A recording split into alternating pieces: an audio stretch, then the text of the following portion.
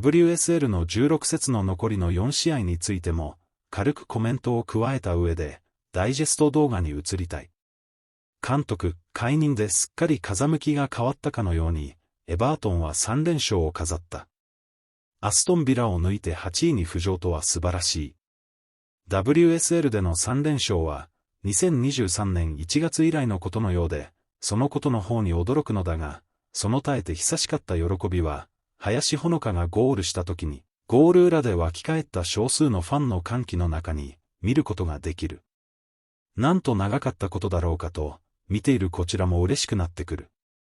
暫定監督のインタビューを少しだけ紹介するが、前の監督とは打って変わって、実直そうな人柄のようで何よりである。他方で、ユナイテッドは、WSL では7連勝、すべての大会を含めると、無敗記録を11に伸ばしたそうだ。地味ながら、素晴らしい記録を更新中である。先週の半ばには、マドリードに遠征して、帰ってきたのが午前4時だったそうだ。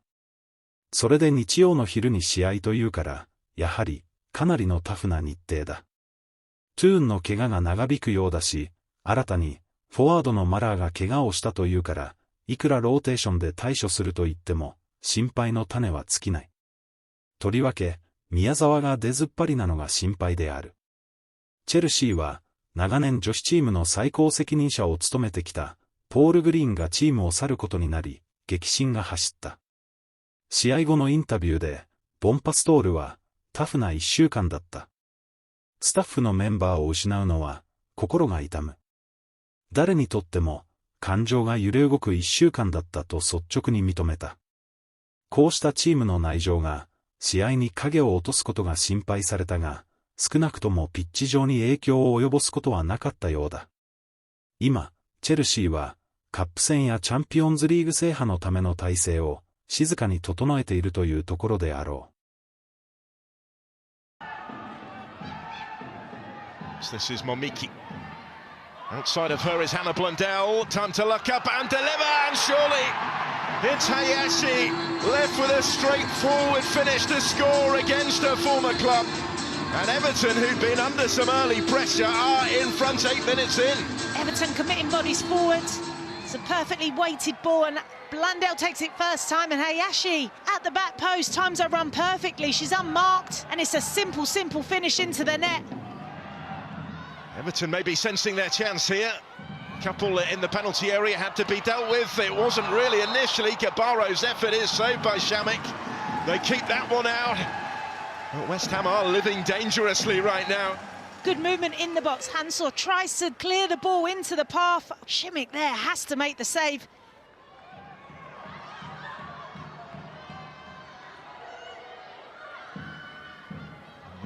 Forward, brought down beautifully by Gabaro and denied by the boot of Shamik. It's a really important save from the Polish goalkeeper. Gabriela, great first touch with the chest. Shamik does excellent. Wakey works it wider for Morgan. And towards Martinez. Wakey again. And it had to be dealt with when the shot came in. Brosnan doing that, just shuffling it over the top and thwarting Katie Zellum. Ball in initially from Morgan, and Ueki just setting Zellum up, and it's the swerve on it that takes Brosnan off guard. It's just parries it with both hands. Scott, congratulations. What pleased you about your side today? Actually, what we spoke about before the game. You know, there has to be a togetherness, an application of wanting to work hard for ourselves, and we spoke about the foundations that are going to help us move forward and hopefully collect more wins regardless of league position, almost non-negotiables, and a lot of them are present today. At times we weren't as good as maybe what we could have been in possession of the ball, which means we probably had to defend a little bit without conceding too many chances. They certainly probably had a little bit more control in the first half than we would have liked, but the fact that our effort, energy and enthusiasm, togetherness again, willingness to defend and compete got us through them sticky moments. And again, as a framework moving forward, they will always be our foundations.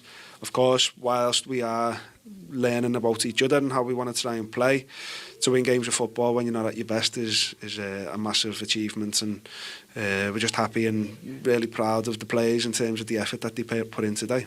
The goal was really good. I thought that was an exciting goal. How we travelled through the pitch with some speed. We've asked the girls to recognise moments to probably play forward a little bit sooner, add a little bit more direction to our game, and that goal was a good example of that. But you're right, there was a long way to go, and without feeling like our goal was under too much threat, again, we just had moments where we had to stick together and defend, and we did that, and ultimately them two moments combined with a few more that might have gone our way, attempts at goal, we've ended up coming out with the victory. Yeah, from my thought is that we don't play in the way that we want to play. We didn't stay on the plan, and we didn't deserve to keep going point today. We talked pre-match about consistency, particularly off the back of last week's win. So how does your side achieve that? No, you know, I tell you, it's not a consistency because we didn't play in the right way. So is a little bit step back, and we need to be refocused on that. We need to move on our plan. We look just as I told you before, as a step by step. We need to look for the next game. And look to keep points and just thinking about the next game, not in long term. No. What will your message be to your players this week moving forward? I know just one thing is that we need to work and stay focused on that. We can change the past, but we can change the future. So we need to work. A change of pace now to the FA Cup. Is that a welcome distraction from the league? You know, it's a good competition. We like to play this competition, so it's a privilege to play with the next game. So we will think in this week for the next. So second versus sixth. United won the reverse of this fixture in Bromley 5-1 back in September, but a lot has changed since then. Oh, it's a great ball into Paris, and sure enough, she has scored against her old club once again.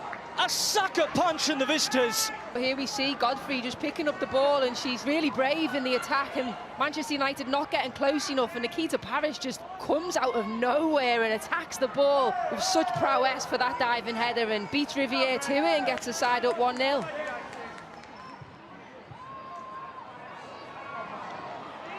Here's Godfrey. The step overs again. She works the shooting angle, and she's been doing that week in, week out. She nearly picks out the top corner.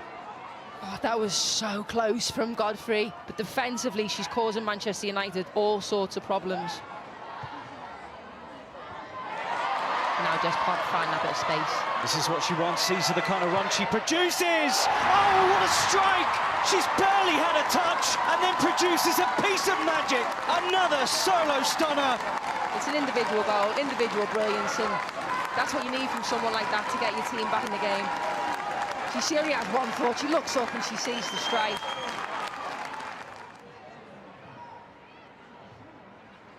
Kind of been hanging these up a little bit, hasn't she, Letitia, so far in this game? This one is swung in. Zigiotti's there. Oh, and what a header! And it's Turner who turns it in. Yeah, it's come from this dead ball situation from Letitia. Turner the first to react inside the box. You see where she's just waiting for it, keeping no chance. The hosts have come out on top. Manchester United 2, London City Lionesses 1.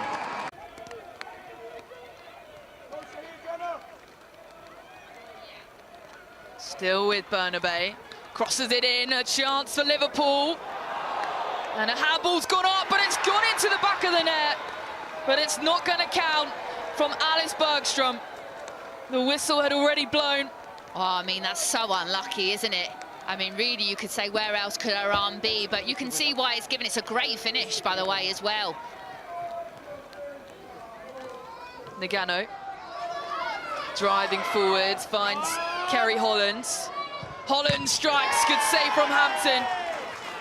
And one of Liverpool's standout players this season produces a brilliant strike. Yeah, she does. Here we go then, Cuthbert plays it short. James, Walsh. Walsh is going to eye up goal, it's headed away. That looked to be a painful one, that was quite a powerful strike from the Scottish international. Lauren James again, direct, and it's gone in! Tioke Nuskin and Lauren James. And we said one was coming. Pressure on pressure, and Chelsea leads. What a goal. It really is. Lauren James as well, you've got to give credit to her. The way that she bumps the defender, she rolls it out wide, but it's the ball. The ball itself is brilliant, and it's near post runs. I'm telling you, they're the hardest to defend. Kanarids, nice touch from the Swedish international, still with Ritten Kanarids, into Lauren James. And it's off target, a rare off target strike from James.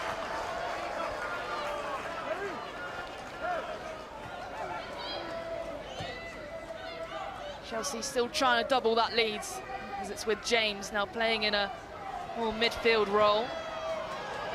Berman out wide. Back to the England international. James eyes the shot, James! Fantastic! A fantastic goal from Lauren James. And a cool celebration to go along with it. I mean, it's so good, isn't it?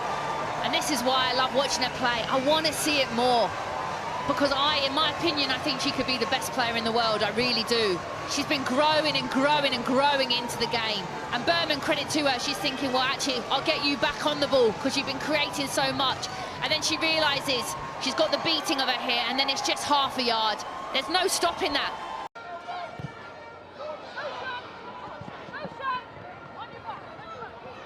Here's O'Brien.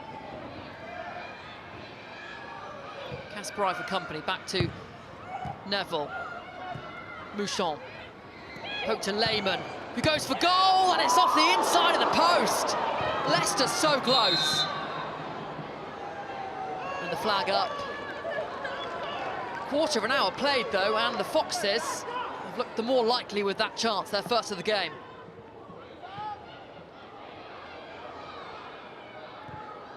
Caroline wins it. Miedemar. Lovely footwork, and the finish off the woodwork. Look at this, for such good, quick feet. Didn't need to be smashed, did it? Lauren Hemp.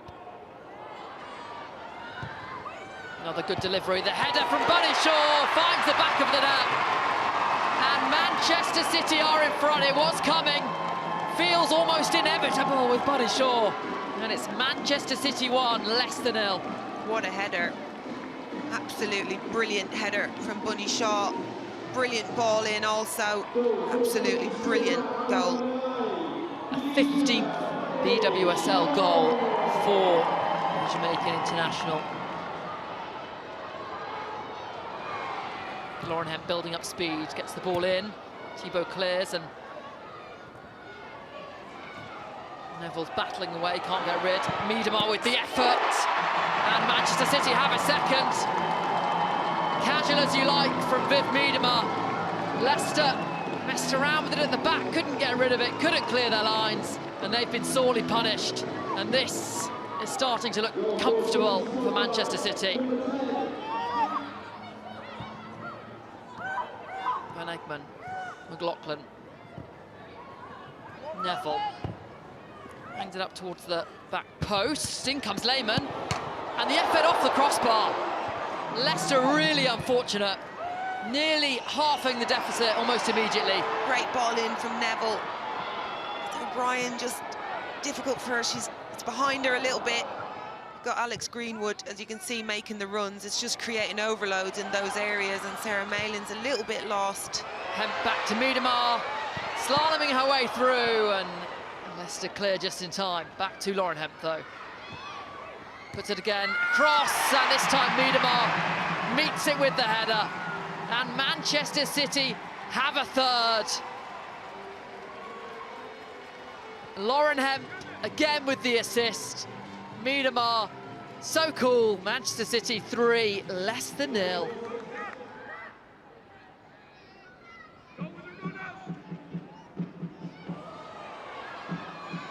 Breaks for Caroline. Ball across is put in by Hasegawa. She doesn't score too many. Leicester really struggling now. League leaders. Manchester City lead by 4 goals to 0. Way too much time and space in the box.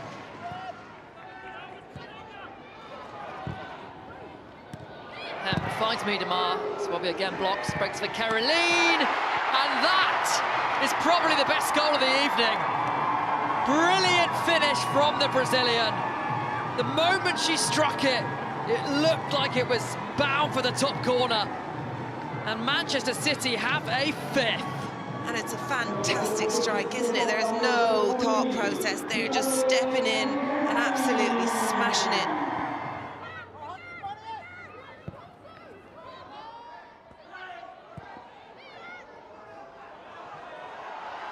Here's for Gino, just the goalkeeper to beat.